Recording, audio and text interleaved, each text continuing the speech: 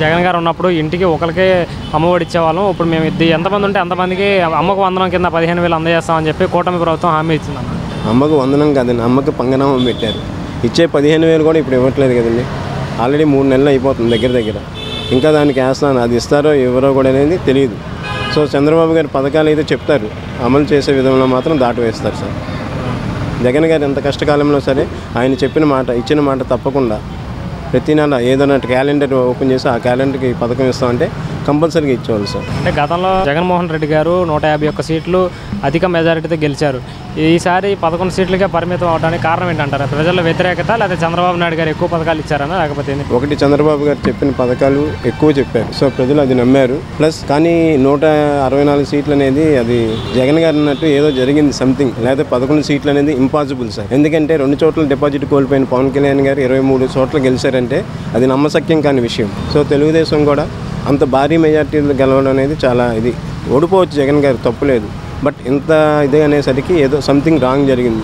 జగన్ గారు అన్నట్టు దానికి ఆధారాలు లేవు. కానీ ఇప్పుడు చాలామంది ప్రజలు మాత్రం ఇబ్బంది పడుతున్నారు. ఎందుకంటే 1వ తారీఖున ఇంటికి వచ్చి తలుపు తట్టి పెన్షన్ చేతికి ఇచ్చేవాళ్ళు. ఇప్పుడు ఏంటంటే వాళ్ళు ఎక్కడుంటే వీళ్ళందరూ అక్కడికి వెళ్ళాలి. అది ఈ పథకం కాదు, ఏ పథకమైనా సరే ప్రతి ఆయన అసలు రాబడి రాకుండా లేకపోయినా సరే కరోనా టైం కష్టకాలంలో కూడా ప్రజలందరికీ సంక్షేమ పథకాలు వారి ఇంటికే పంపించారు సార్. కరోనా టైంలో ఎక్కడున్నారు పవన్ కళ్యాణ్, చంద్రబాబు, బీజేపీ వాళ్ళు? అది సార్. అంటే అదేవిధంగా నాకు 40% ఓట్ షేర్ ఉంది, నాకు ప్రతిపక్ష హోదా కల్పించండి అంటూ జగన్ గారు హైకోర్టులో పిటిషన్ కూడా వేశారన్న. ఈ ఒకవేళ ఆ పిటిషన్ని దృష్టిలో పెట్టుకుని ప్రతిపక్ష హోదా కల్పించే అవకాశం ఉందంటారా, లేదంటారా? కల్పిస్తే ప్రజలు వారిని అక్కడ నిర్మించడానికి బాగుంటుంది సార్. లేకపోతే సామాన్య ఎమ్మెల్యేగా ఆయనకి అవకాశం ఉండదు మాట్లాడడానికి. ప్రతిపక్ష హోదా అంటే వాళ్ళకి కొంత సమయం కేటాయిస్తుంది గవర్నమెంట్. సో ప్రజల తరపున మాట్లాడడానికి బాగుంటుంది. అలాంటప్పుడు ఆ ప్రతిపక్ష హోదా లేనప్పుడు ఆయన అక్కడికి వెళ్ళి మాట్లాడే ఛాన్స్ కూడా లేదు. ప్రజల మధ్య ఉండి పోరాటాలే చేస్తాడు ఆయన పోరాటాలే ఆయనకేం పెద్ద కొత్త ఏమీ కాదు, కష్టాలు ఏమీ తెలియనివి కావు. అది సార్. అంటే అదేవిధంగా ఈ అప్పుల సాకులు ఏదైతే ఉన్నాయో జగన్ గారు ఎక్కువ అప్పులు చేశారు అని చెప్పి చంద్రబాబు నాయుడు చూపించి పథకాలను దాటేసే ఎగ్గొట్టే విధంగా ఆయన చేస్తున్నాడు చంద్రబాబు నాయుడు గారు అని చెప్పేసి వైసీపీ వాళ్ళు అంటున్నారన్న. దాని మీద ఆయన వచ్చిన నెల రోజుల్లోనే ఎంత అప్పు చేశారో మీకు తెలుసు. జగన్ గారు అప్పు చేశారు, కానీ ప్రతి కుటుంబానికి ఒక సంక్షేమ పథకం అనేది అందించారు. ఇప్పుడు నేను ఇస్తా అన్నారు అమ్మఒడి, ఇప్పటికి 3 నెలలు అయింది. దాని గురించి అంటే దానికి మార్గదర్శకాలు చేస్తాం, దానికి రూట్ మ్యాప్ వేస్తాం అని దాటవేసే ధోరణే తప్ప ఇచ్చేదేమీ కనబడట్లేదు. అలాగే నిత్యావసర వస్తువులు తగ్గిస్తా అన్నారు, ఎక్కడ తగ్గినాయండి? సామాన్యుడు అలాగే ఉంది. వాళ్ళు గెలిచేదాకా ఒకటి, గెలిచిన తర్వాత ఒకటి. ఫైనల్గా పవన్ కళ్యాణ్ గారి గురించి ఏం చెప్తారన్న? నిన్ను అధోపాతాలను తొక్కేస్తానని చెప్పేసి అని 21 చోట్ల గెలవడం జరిగింది. ప్రజల్లో వ్యతిరేకత అంటారా, లేకపోతే చైతన్యం వల్ల గెలిచారంటారా? సార్, కూటమి గెలవడానికి మెయిన్ పవన్ కళ్యాణ్ గారి కారణం. సో ఆయనకి రాజకీయాల్లో ఇప్పుడు ప్రశ్నిస్తా అన్నారు. వరుసగా దారుణమైన సంఘటనలు జరుగుతున్నాయి. ఒక్క మాట మాట్లాడట్లేదు ఆయన.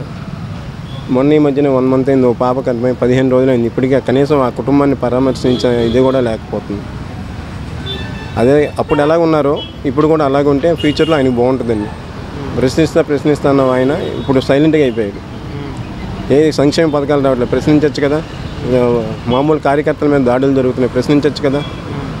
అది అలాగని ఇప్పుడు ఆయన అయిపోయింది, ఆయన శకం ఇంకా గెలిపించారు, పక్కకి వెళ్ళిపోయారు అంతేనండి. రాష్ట్రంలో దాడులు జరుగుతున్నాయి అని చెప్పేసి ఢిల్లీలో ధర్నా కూడా చేశారు జగన్ గారు. అవును సార్, ఎంత దారుణమైన సంఘటన. నిన్న కూడా జరిగింది, చూశారు కదా. ఒక పెద్ద 55 సంవత్సరాలు అతన్ని కర్రలతో కొట్టి హింసించి చంపేశారు. ఇప్పుడు ప్రశ్నించడానికి నోరు ఎక్కడ ఉంది? అప్పుడు దాకా ప్రశ్నిస్తున్న వ్యక్తి ఏమయ్యాడు ఇప్పుడు? అంటే జగన్ గారు ఢిల్లీలో ధర్నా చేసిన తర్వాత వీళ్ళు ఏమంటున్నారంటే, కూటమి ప్రభుత్వం వాళ్ళు ఏమంటున్నారంటే, జగన్ గారు ధర్నా చేసింది దేనికి, వ్యక్తిగత గొడవలను కూడా పార్టీకి అంటగట్టి రాష్ట్రానికి చెడ్డ పేరు తెస్తున్నారు ఢిల్లీలో అని చెప్పేసి కూటమి ప్రభుత్వం. వ్యక్తిగత కక్షలు అయితే మొన్నటిదాకా చంపడం, గవర్నమెంట్ వచ్చినాక చంపడం దేనికండి? వ్యక్తిగత అనేది గవర్నమెంట్ వచ్చినాక చంపడం కాదండి, ఇది రాజకీయ యాక్షన్. ఏదైనా ఇంకా జగన్ గారు చెప్పిన 2-3 నెలలు చేస్తున్నారు. జగన్ గారు సంక్షేమం ప్రజల్లోకి వస్తారు, ఆయనకు అండగా మేము ఉంటాము, ఆయన నమ్ముతాము. మా నమ్మకం జగన్. మళ్ళీ 5 ఏళ్లలో వచ్చేది మనమే, మీరందరూ ధైర్యంగా ఉండండి అని కూడా జగన్ గారు అంటున్నారు కదన్నా. మళ్ళీ పుంజుకునే అవకాశం ఉందంటారు? అయితే కంపల్సరీ ఉంటుందండి. కాకపోతే ఆయన చేసిన 2 తప్పులన్నీ, కార్యకర్తల్ని కొంచెం పట్టించుకోకపోవడం, అలాగే ఈ వాలంటరీ వ్యవస్థ పెట్టి పూర్తిగా వాళ్ళకి అధికారులు ఇవ్వడం, ఎమ్మెల్యేలకు కూడా అధికారులు లేక, అది మంచి పద్ధతే ప్రజలకి. సో ప్రజలు ఎమ్మెల్యే అన్న తర్వాత ఆయన కూడా కొన్ని అధికారాలు ఉండి కార్యకర్తలను కూడా వర్క్షాపులు పెట్టి చూసుకున్నట్టయితే బాగుండేదండి. అది సార్.